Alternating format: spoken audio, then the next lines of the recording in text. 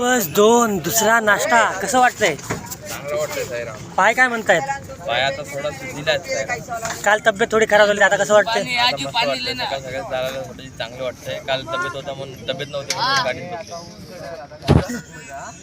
तुमचं काय म्हणणं आहे साई माऊली?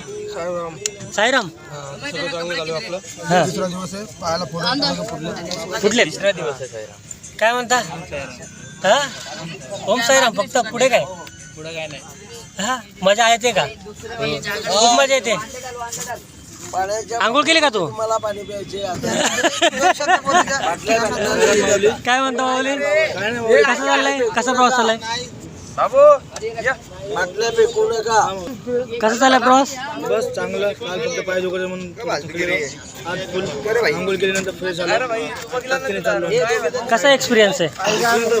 भरपूर चांगले. काय बोलू समजा काय बोलू? खूप चांगला आहे, भरपूर मजा येते. पण आता मी काय बोलू? तुम्ही थोडं एवढं वहीच का करायला लागले माऊली? हा? काय सांगता? हा?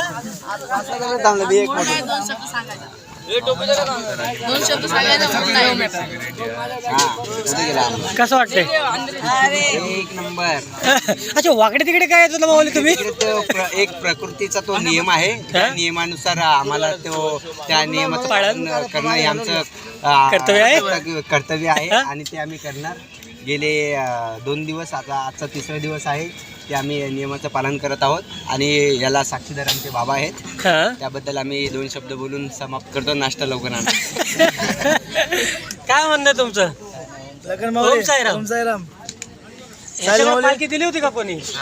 हा खेचली काय नाही? यंदाचा साल त्यांचाच आहे. त्यांचा आणि मोचीराव कुठे आहेत मुची? अजून हे अविनाश महाराज काय म्हणताय?